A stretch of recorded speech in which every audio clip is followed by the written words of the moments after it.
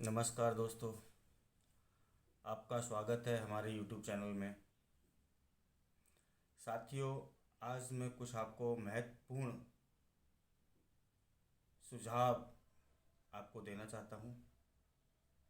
साथियों, हमारा जो आज का विषय है वह है एक पीएफ से संबंधित विषय। तो आज हम आपको बताएंगे कि पीएफ कहाँ पर लागू होता है, किस किस कंडीशन में लागू होता है और उसके क्या क्या फ़ायदे हैं। तो आइए चलते हैं और शुरुआत करते हैं आज के कार्यक्रम की।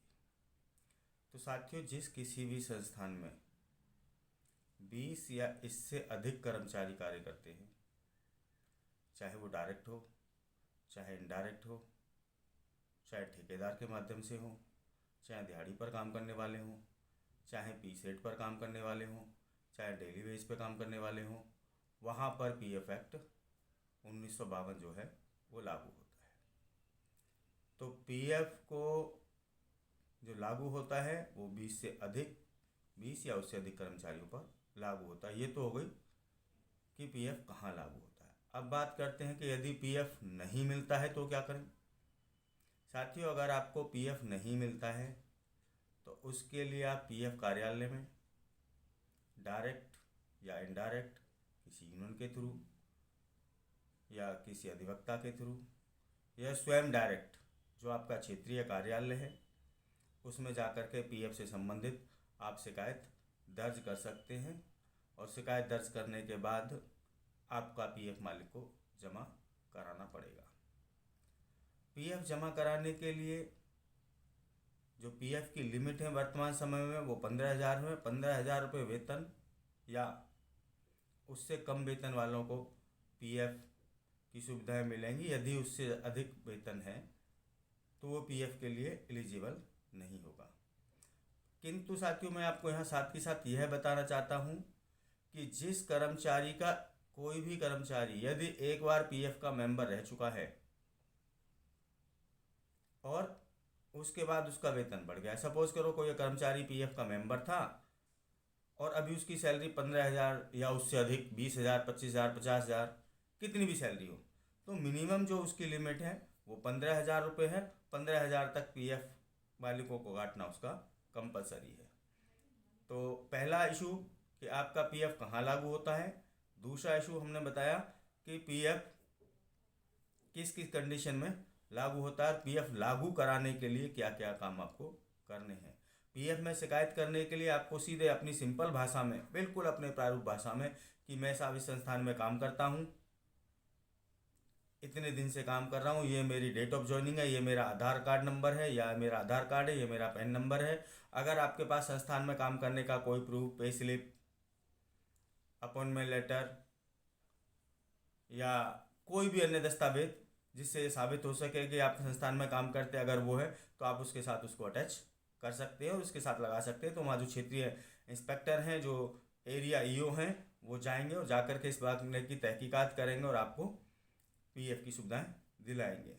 अब एक और चीज़ आती है कि यदि संस्थान पीएफ में कवर नहीं है तो क्या करें। कवर कराने के लिए भी सेम स्थितियां हैं कि संस्थान ने पीएफ का नंबर नहीं ले रखा। पीएफ का नंबर नहीं ले रखा तो पीएफ का नंबर लेना कंपलसरी है। जिस संस्थान में 20 या उससे अधिक कर्मचारी काम करते हैं वहाँ किसी भी मालिक को, जो भी नियोक्ता है, उसको पीएफ का नंबर लेना अति आवश्यक है। और पीएफ डे 1 से, जिस दिन आपकी ज्वाइनिंग हुई उस दिन से पीएफ आपको एप्लीकेबल है। और जब अगले महीने आपको तनख्वाह मिलेगी, यानी 1 तारीख से लेकर के, यदि आप 30 तारीख तक काम किया है आपने, और जब 1 तारीख से और 7 तारीख के बीच में जो भी पे डे है, मैक्सिमम 10 दिन तक का है, पर वो 3 दिन का ग्रेस पीरियड इसलिए है कि अगर 100 से कर्मचारी किसी संस्थान में काम करते हैं तो वो एक अलग सब्जेक्ट है, उस पर बात करेंगे। तो पीएफ का जो इशू आएगा, तो पीएफ 7 तारीख के बाद जब आपको तनख्वाह मिलेगी तो आपको काट करके वहाँ सैलरी में से पीएफ मिलना चाहिए। और सैलरी का आपका जो है 12% आपकी सैलरी से पीएफ काटा जाएगा। जितना आपकी सैलरी से काटा जाएगा उतना ही मालिक को जमा कराना है। तो यानी आपकी सैलरी से 12% काटा जाएगा और 12% ही नियोक्ता द्वारा जमा कराया जाएगा। तो वो जो 24% है वो आपके खाते में जमा होगा, पीएफ खाते में। आप ये ना समझें कि ये जो खाते में जमा होगा आपके जो रनिंग खाता है या सैलरी खाता है या बैंक अकाउंट है उसमें जमा होगा। ये जो पैसा है आपके पीएफ खाते में जमा होगा। पीएफ खाते में जमा होने के बाद वो हर महीने यही चलता रहेगा और सरकार की तरफ से जो भी इस पर मिनिमम कम से कम या ज़्यादा से ज़्यादा जो भी इस पर ब्याज है, अभी शायद 8.33 के आसपास है, तो जो भी 8.24 से 8.25 है, तो उस पर जो भी आपका ब्याज है वो आपको ब्याज उसकी जो ब्याज है वो आप पर ऐड होता रहेगा। और 10 साल तक यदि आप किसी संस्थान में काम करते हैं और वो पैसा आपका लगातार कटता रहता है तो उसका एक पार्ट पीएफ का पेंशन में जाता है और फिर आपको वो पेंशन बुढ़ापे में वही आपका जो पैसा है पीएफ आप निकाल लेंगे। जो अकाउंट पे पीएफ का जो पैसा कुछ पैसा जो उसका पेंशन में चला जाता है वो आपको आपके रिटायरमेंट के बाद जब आपकी 60 साल की उम्र हो जाती है उसके बाद आपको मिलना शुरू हो जाता है। तो सर इसका जो दूसरा नाम है साथियों, इसका जो दूसरा नाम है पीएफ का, प्रोविडेंट फंड हम इसको इंग्लिश में कहते हैं और हिंदी में कहते हैं कर्मचारी भविष्य निधि, यानी कर्मचारी की भविष्य की पूंजी। भविष्य की पूंजी क्या है कि आप जहाँ भी आज काम कर रहे हैं जितना भी पैसा आपको मिलता है, जो भी आपको सैलरी मिलती है वो टाइम टू टाइम आपकी खर्च हो जाती है, आपके घर के खर्च झंझटों में खर्च हो जाती है, घर के खर्चे में खर्च होता है, महंगाई को देखते हुए बहुत सारी चीज़ों में खर्च हो जाती है। लेकिन जब भविष्य में आदमी एक मोड़ ऐसा आता है कि जिस समय उसको उस पैसे की ज़रूरत होती है, बुढ़ापा आता है और बीमारियाँ हाली गोली बीमारी बहुत सारी चीज़ों के लिए जब उसको लास्ट में ज़रूरत होती है, रिटायर होने के बाद उसके पास पैसा नहीं होता है, तो वो उस समय उसके पास पैसे की कमी होती है और पैसे की बहुत ज़्यादा तंगी होती है। और ख़ासकर प्राइवेट इंडस्ट्री में ऐसा होता है कि उसके पास पैसा होता नहीं है, क्योंकि जितना भी वो लाता है, जो भी उसको सैलरी मिलती है उसमें अपना जो घर की और परिवार की ज़रूरत है उनको पूरा करते रहता है, तो उसके बाद उसको कुछ मिल नहीं पाता, बच नहीं पाता। तो साथियों उसके बाद उसी पैसों को कहते हैं भविष्य निधि, ताकि वो पैसा इकट्ठा होता रहे और इसको कर्मचारी को वो पैसा लास्ट में मिल जाए। इसके साथ साथ और एक और इसका लाभ है कि यदि आप काम करते हुए भगवान ना करे किसी कारणवश आपके साथ कोई दुर्घटना हो जाती है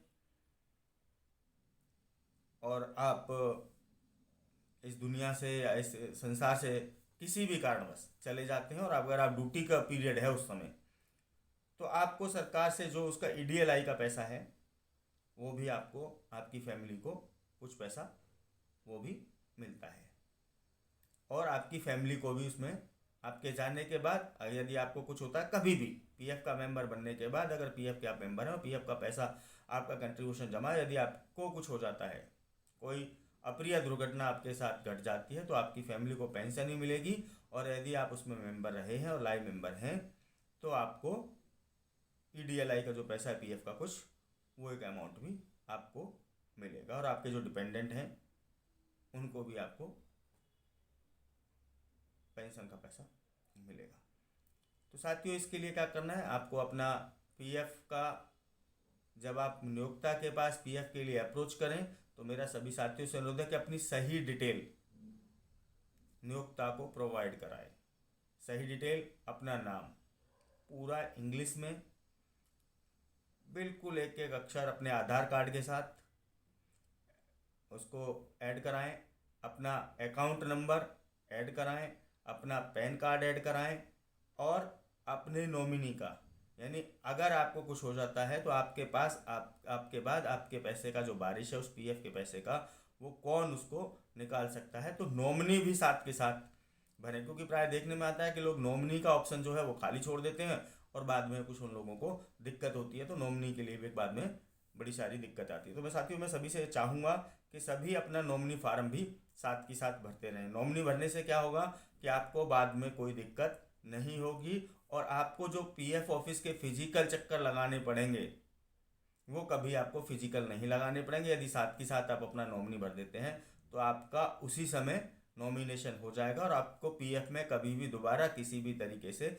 फिजिकल जाने की आवश्यकता किसी भी केस में नहीं पड़ेगी। तो साथियों ये आज जो हमारी छोटी सी जानकारी थी ये हमने बताई। अगर इससे संबंधित आपको किसी भी तरीके की कोई समस्या है, अगर आप कोई सुझाव आप लेना चाहते हैं, पीएफ से संबंधित आपको किसी तरीके की कोई समस्या है, पीएफ नहीं निकल रहा है, केवाईसी अपडेट नहीं हो रहा है, या ईडीएलआई में कोई दिक्कत आ रही है, या पेंशन में कोई दिक्कत आ रही है, या पीएफ मालिकों ने जमा नहीं किया है या कम जमा किया है, या आपका नाम गलत है, या आपका अकाउंट नंबर गलत है, या फादर नेम गलत है, या किसी भी तरीके की कोई करेक्शन है, तो साथियों आप मुझे कमेंट बॉक्स में लिख सकते हैं।